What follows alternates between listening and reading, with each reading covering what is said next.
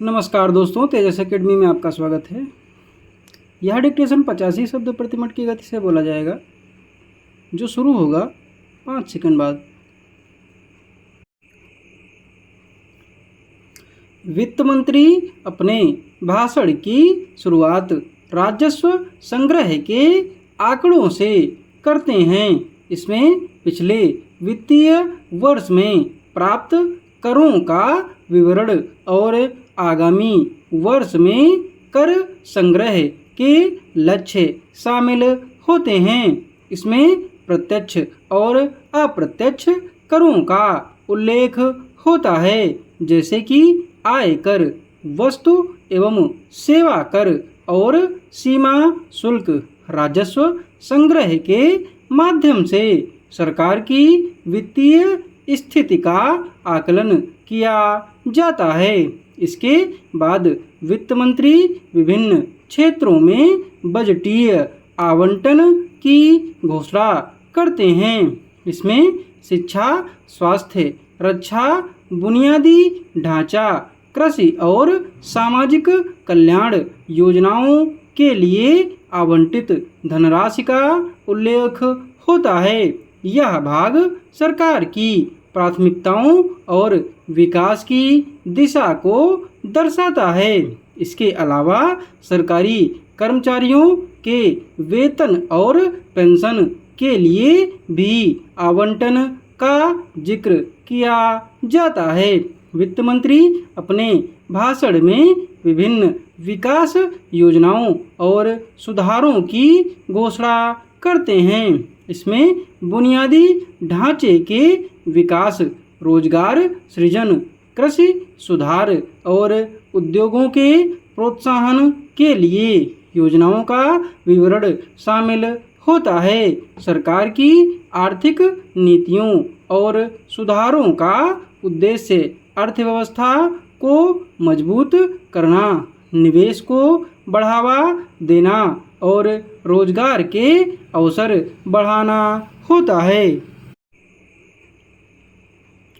वित्त मंत्री बजट में सामाजिक कल्याण योजनाओं पर विशेष जोर देते हैं।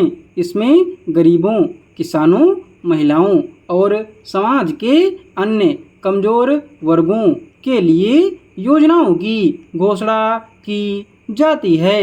शिक्षा और स्वास्थ्य के क्षेत्र में सुधार, ग्रामीण विकास और शहरी गरीबों के लिए आवास योजनाएं भी बजट का महत्वपूर्ण हिस्सा होती हैं। वित्त मंत्री नवाचार और प्रौद्योगिकी के क्षेत्र में सरकार की योजनाओं का भी उल्लेख करते हैं। इसमें डिजिटल इंडिया, स्टार्टअप इंडिया और मेक इन इंडिया जैसी योजनाओं का विवरण होता है। इन योजनाओं का उद्देश्य देश को तकनीकी दृष्टि से सशक्त बनाना और वैश्विक स्तर पर प्रतिस्पर्धी बनाना है। वित्त मंत्री अपने भाषण में पर्यावरण संरक्षण और सतत विकास पर भी ध्यान केंद्रित करते हैं। इसमें नवीकरणीय ऊर्जा स्रोतों के विकास, जल संरक्षण और प्रदूषण नियंत्रण के लिए योजनाओं का उल्लेख होता है।